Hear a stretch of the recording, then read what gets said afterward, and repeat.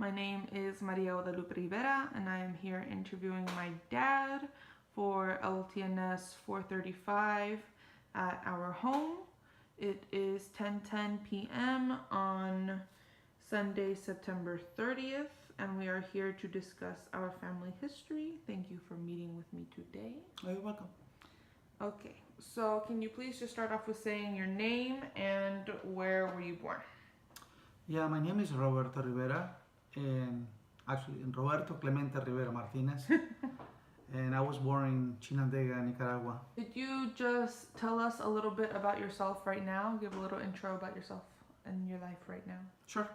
We're living here in Daly City, California.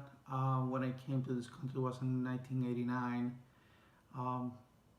I would say I stayed with my sister for some time, probably about a year, and then I moved out, started working and going to school.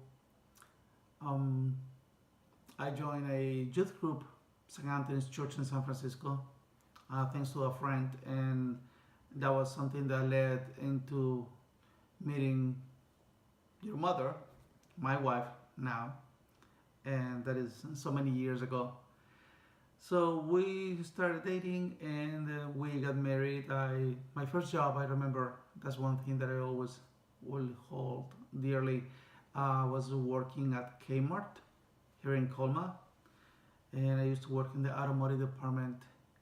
Something special about Kmart is that it's kind of an academy of customer service where customers will demand almost everything there is in the book. And of course, you gotta please them.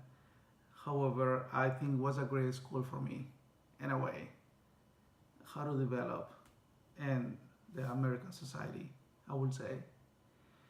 Then later on, I went to college.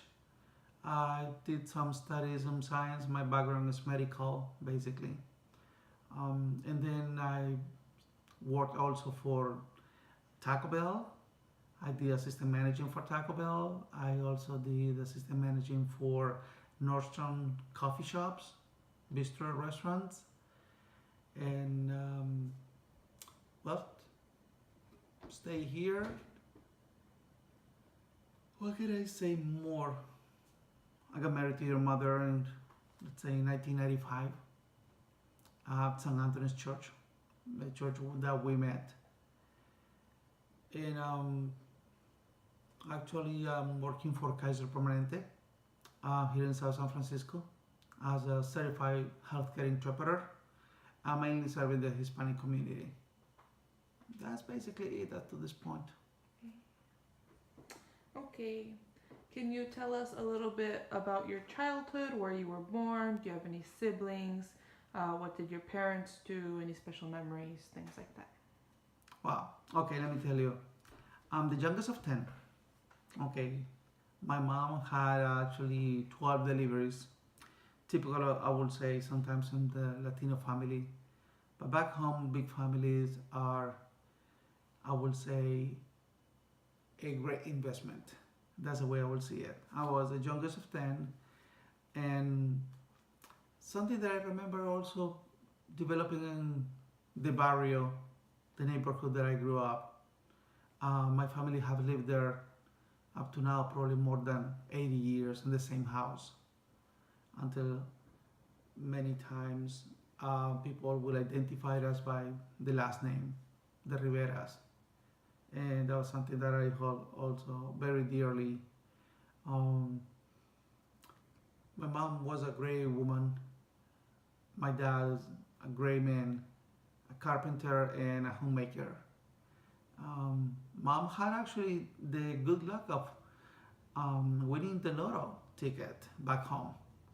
And I believe around that time was like, you can name it in the 50s, but it was like $175,000, I would say, kind of the grand prize. I wasn't born. She was actually probably with my fourth or fifth siblings in the family. And she bought a house, the big house where I actually was born, like 6-7 years later. But she was a businesswoman as well, with a great heart, and we had a business of bananas. The area where I grew up, Chinandega, basically, is a geographic area predominant surrounded by cotton fields, banana plantations, peanut plantations. And my mom got into that business of the bananas. That's what I remember. Where I grew up, everything was probably green around my house, bananas all over the place, right? So it was something different and something that I really hold very dearly to my heart. The way we grew up, everybody was always in the family helping for that. I really love the time that we had as a family. It was something special to have 12 people at the table, my mom, my dad, and 10 siblings, fighting for the bread, pass me the meal, pass me the butter. It's like, I mean, those are moments that I always treasure.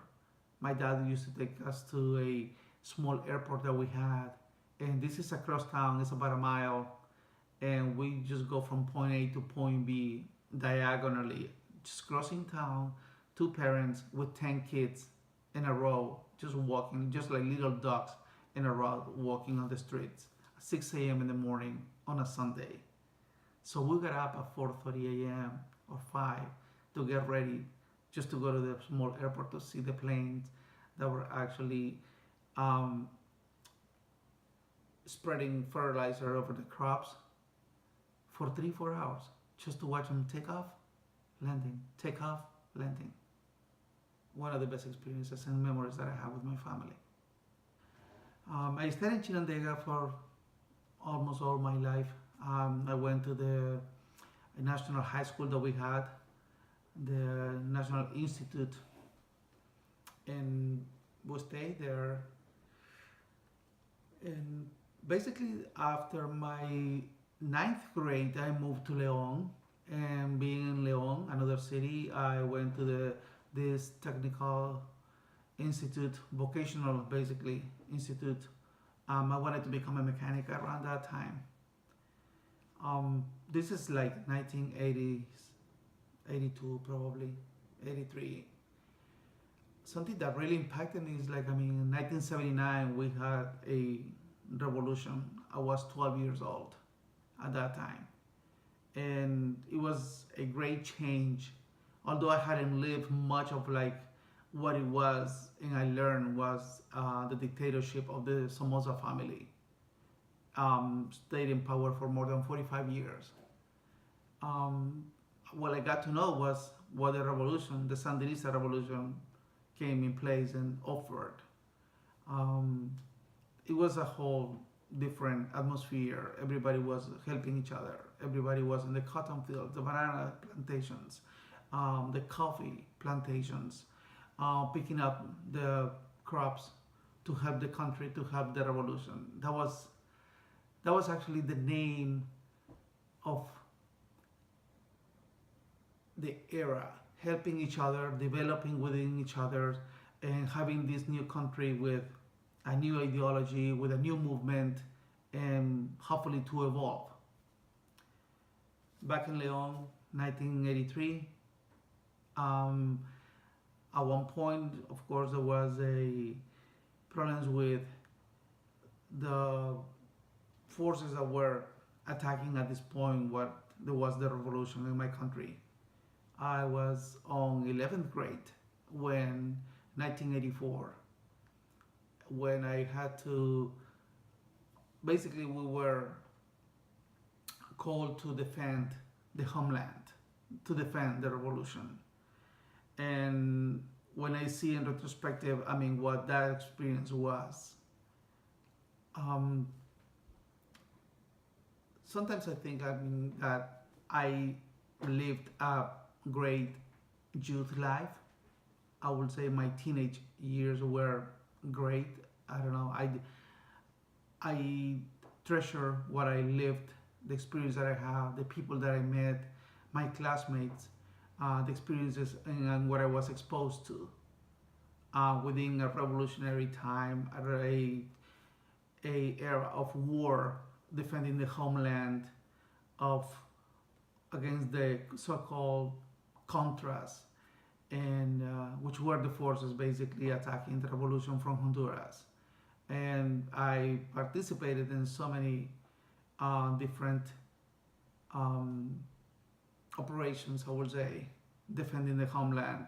I stayed on the service for 2.5 years, and that was from when I was 15 and a half all the way to 17, almost 18 years old. I had the opportunity to come out, and I would say from the classmates that we left from our classroom, we were around 17, only or just about 7 we came back alive. I was given the opportunity to go back to school and finish my high school years, and also given the opportunity to study as a professional what I wanted to do. I chose medicine. I stayed in Nicaragua studying medicine for 2 years and a half, but unfortunately the wartime was getting so out of control that something that happened, we were again called to the front, and many of the students, including myself, that were there in medical school, basically in a way we rejected, we opposed because we had already done our service, and unfortunately we were taken out of the university system because I mean we were not coming to the front like they wanted it, the revolutionary people. So as you can tell, I mean the system was politicized completely, and it is about the pressure of like I mean you are within the current and within the ideology, or you don't belong to it basically. So I came out of a medical school in my almost third year, study agronomical studies, and 2 years later probably I would say my sister, who used to live here in San Francisco, well, she made contact with me and said, you know what, I guess it would be better that if I can bring you here, you will have a better future. And that's how I end up here later on in 1989, more likely. So you mentioned that your sister called you and said that you would have a better life in San Francisco here in the United States.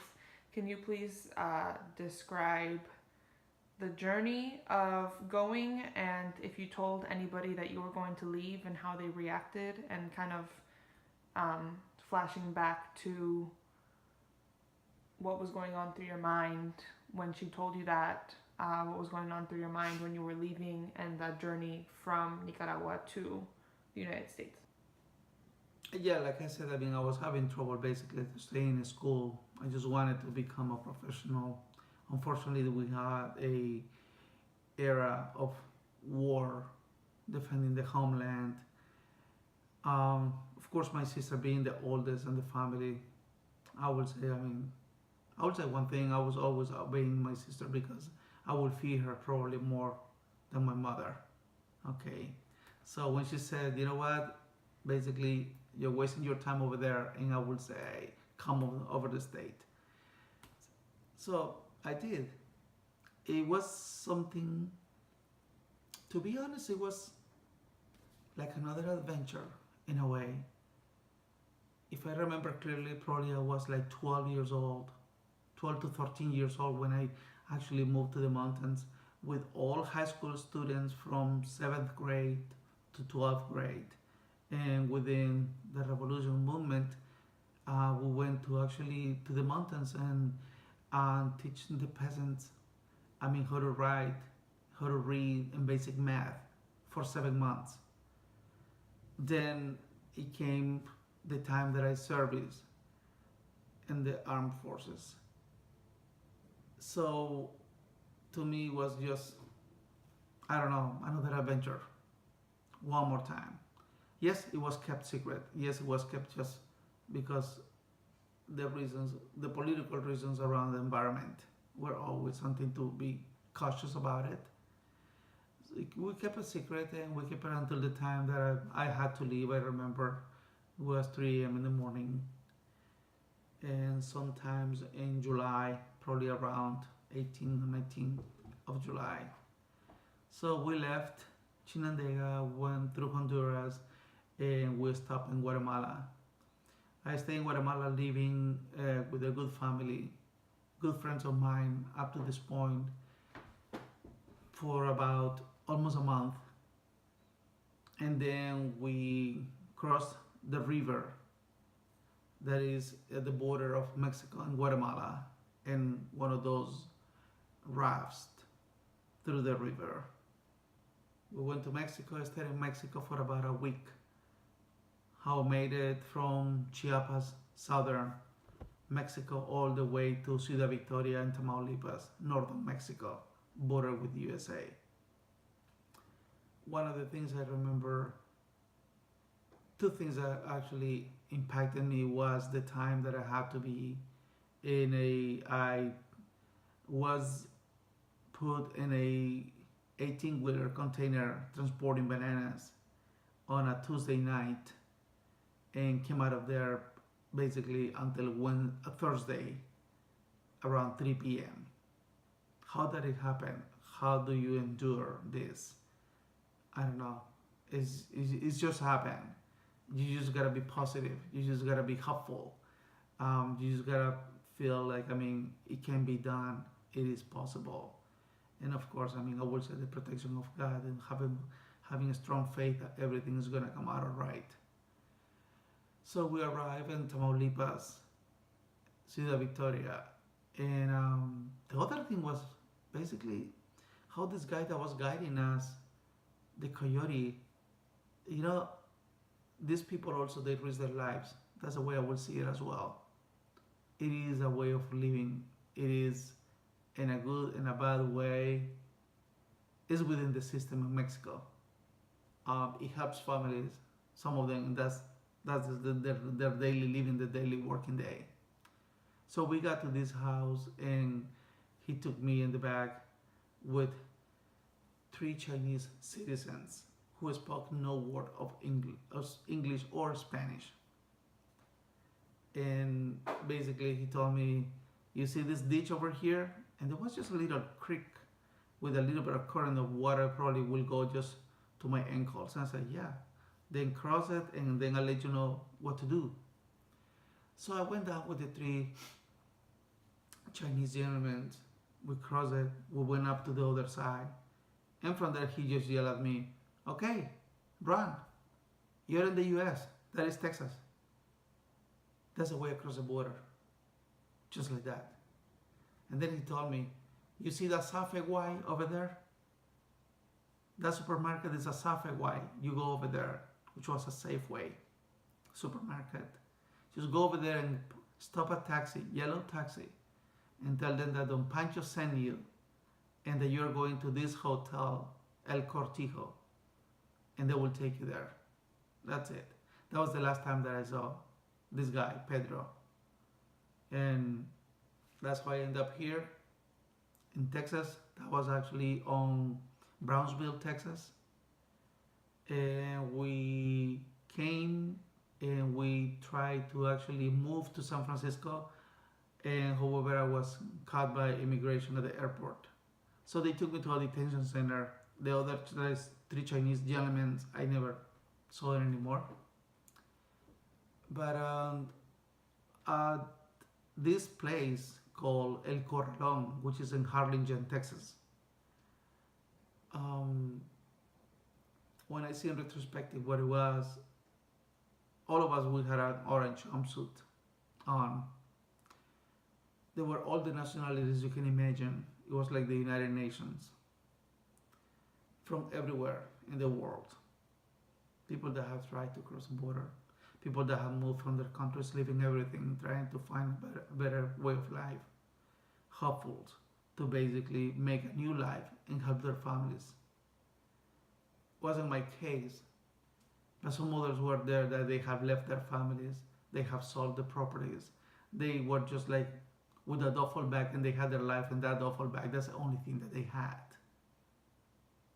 And that's the journey basically that you embark on when you are just hopeful to actually make it somewhere else, because the situation in your country is not anymore I mean, the best one to actually you can develop. So from there, staying there, I stayed 1 week there. My sister paid a bond, and my case was transferred to San Francisco here in California, and that's how I ended up here on August 29th, 1989, basically. Could you tell us about that transition of now living with your sister who you haven't seen in quite some time, your new life in the United States, and some transitions that you had to go through, some new things, unexpected things, things that surprised you, things like that? Yeah. So when I came here, different things happened. It is a whole mix of emotions, of course. I mean, it's the first time that you are in the United States of America. I guess for someone that has traveled the way I traveled, for someone that has probably lived the life that I have lived, had to do as many things came into place, and many things were a cultural shock. Many things were like, this doesn't surprise me. There were other many things as well that I was like, I mean, wow, how is it that you guys have everything here in the States and you just spoil it? And so many people down south in America with so many needs. I mean, fighting for a piece of bread, fighting for water, fighting for having a piece of land where just to live, to make a, shack basically. And it was difficult at the beginning. However, I would like to say that I had to thank my sister, who actually gave me the opportunity to go to school. So she created a plan for me and says, okay, for 2 years, basically, you're just gonna go to school. Life in the States is not easy, but if you know the language, basically, it's gonna be more comfortable to live than others. Your job is gonna be different. The way of life is gonna be different for you. And that's how I embark on this journey of schooling from 8 o'clock in the morning to 5 p.m. every single day, from Monday through Friday. When I came home, I will have dinner, and then I will see basically 3 hours of soap operas, All My Children's, Live as Our Lives, General Hospital for 3 hours in a row, and then the 10 o'clock news in order to learn the language. It's quite a journey when you don't have a social life, you don't know anyone, you don't have friends, and you have a school and come home and keep schooling. Over the weekends, the same thing. It is, I don't know if it is the best method, but I just can thank her a million times for this. I got shocked about how, in a way, kind of liberal were things here, less conservative than back home. But at the same time, I noticed also that there were, I don't know, it was like a abuse of that freedom, and a abuse from people that had the opportunity to abuse that freedom just because they have power, just because they have money. I noticed that as well. It was different to go in a bus through Mission District and then getting into downtown. I actually went to school in 80th Street, which was a campus of City College. And again, I found my people. I found all the Latinos, all the Asians, all the Indians, all the Eastern Europeans that actually were sharing the same thing I was, or I had, a hope to better our lives, a hope to basically to become something the day of today, the day of tomorrow here in the United States. I learned how not to ask for a pizza in a McDonald's. I learned that I finished the Taco Bell menu in 1 week because I love Taco Bell. And things that you attach to it, and things that you create your priority. things that you believe are gonna be something that's gonna always not let you to forget where you come from. How do you attach to your traditions? And how do you keep thinking about the land, the friends, the customs, the beliefs that you left behind in exchange of a new life? And how things are changing you too. How you are becoming, assimilating into the system without knowing. It was quite an experience. Can you go over your family life? So from the time that you met mom, you know, having a relationship with her, getting married, having children. Can you go over the timeline of that and then just describe, you know, the feelings of what it is to have your own family? Like I said, when I came here, I went to school, went to this youth group in St. Anthony's Church, and that's where I met Virginia. She was one of the members of the group. I always liked her smile. I really love her smile. It is something that always attracted me, and she was always open. She was always open to embrace anyone at church, anyone in the group, and that was something that I was really identified with, because I wanted, I would say, to be surrounded or in contact with people that wouldn't judge anyone, that wouldn't make a difference of anyone, that wouldn't think like, I mean, because I'm here first, I mean, I have privileges or I have the rights of, and different, to be different to anyone's. And that was her. So we, you know, we fell in love and we started dating. We got married in 1995 in July. We have had a civil ceremony. We had it passed on February 4th of 1995. We started living together. I would say that unfortunately my immigration situation wasn't on point at that time. My papers, as commonly we know it, were not still processed. And I would say after 2 years, almost 2 years, around 1990, ends of 1996, in the process of working with an attorney that unfortunately dropped the ball. And it was a consequence basically that later on, despite of the great news about Virginia being pregnant with her first daughter at that time, Maria, who later on I met. I say later on I met because in 1997, around February, I had to leave on a voluntary departure after I've been here for more than 5 years. And I sometimes think it's like, was that meant to be? Was that meant like to teach me something?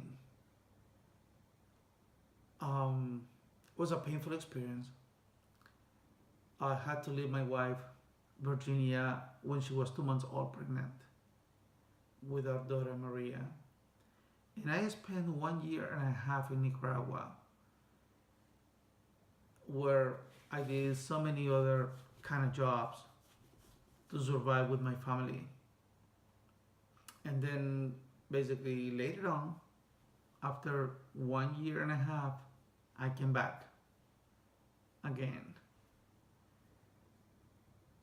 It was so special this time when I came and meeting my daughter for the first time on August 14, 1998. Almost a year old, and I wasn't there when she was born. I couldn't say congratulations to my wife. I couldn't kiss her of joy. Was this something that had to happen? Was this something that helped me shape to the man that I am now and the family that I have now? Now that we also have Sophia, who was born almost 5 years later. if that was what the plan of God or destiny had for me in Virginia, it worked out. I'm so happy for the family that I have. I'm so blessed for the family that I have, for the extended family from my wife. It is not easy. You know, in customary, sometimes people ask you when you have two daughters or one daughter, okay, are you expecting the boy? When is the boy coming? And because I mean, yes, we go back to traditions and we go back to beliefs. I mean, what is supposed to be the norm sometimes. I am more than rejoiced and happy with the two daughters that I have and that God has given us. I believe they are the maximum greatest gift I ever have, and I have learned so much living with them. It is being the greatest adventure in how to blend myself among customary of women's world and me being a man and having the love of my family, having the love of my daughters, having the love of my wife, and being able to see a seamless and what the love that we share, the four of us, and with the extended family, where there is not much difference. We are one unit, and we belong to that unit, and we love that unit, and we know what affects one part of the unit affects all of us, and that's what it's been for me. I'm so proud of what Maria has become as a young lady.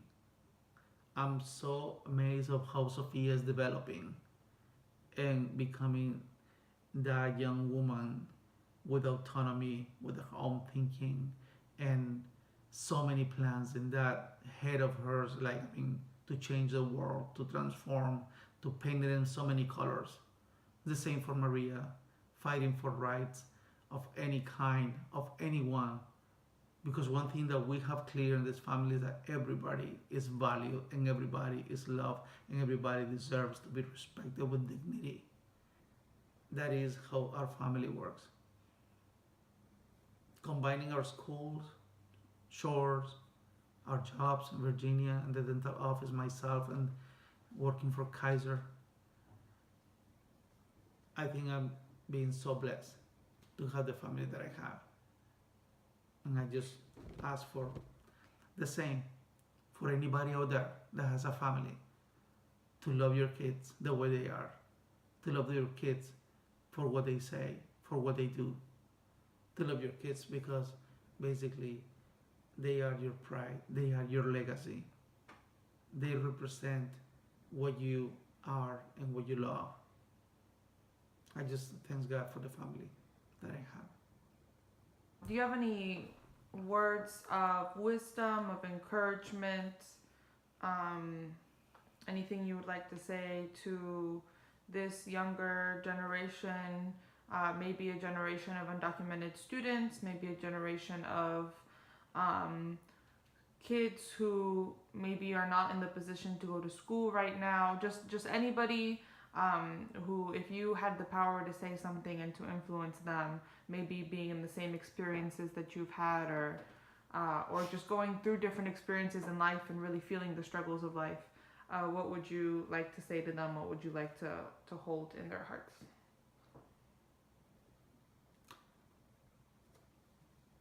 I will say the young generations in this country, and I will say this, that to the youngsters, US citizens, to the youngsters that belong to the DACA movement, to the youngsters that for some reason they haven't seen the positive outcome that they expected after so many years of being here when they arrived. It is not easy. It requires discipline. I don't want to sound like I know it all. I don't know it all. It is a learning process of every day. But something that will get you through the next day is to have a positive mind, that with an effort and having always present your roots and the pride of what you represent and you are is gonna open the window, is gonna open the door at the next day. Youngsters nowadays, I mean, the younger generation in this country are under a lot of pressure, I would say. There is pressure everywhere in all different ways, at work, at school, in the streets, for what you look, for what you represent, the way you dress, because of what you believe. It doesn't matter if you are a US citizen or if you are an immigrant. The important thing is about focus on how can you make it better? How can you make yourself better? How do you are part of the solution? Through the time that I've lived in this country, basically I have always focused on a mantra, or I don't know, it's something that keeps me going all the time. Focus on the solutions, not the problem. Look for the alternatives, the options and solutions. The problem is still there. It's not gonna go away. You are the one that gotta move around the problem and leave it. Creating a solution, being part of a solution. I always say about there is always 5 minutes to wait or walk, 5 blocks to walk or run, $5 to pay. Hey, that's the solution. You gotta do it. You gotta do it, and you'll see that it's worth it. It's not easy, but it is something that the younger generation gotta be more positive about. Yes, we have power to make things. We have power to change things. Because everywhere there is someone, just when I believe that, I have it bad, there is someone that is having a harder time. So, open your eyes. Be part of the solution. Be part of the community. Believe in what you have. Believe in yourself. And believe that you have a value. I would say that. Thank you for doing this interview with me. I appreciate you. Sure. My pleasure.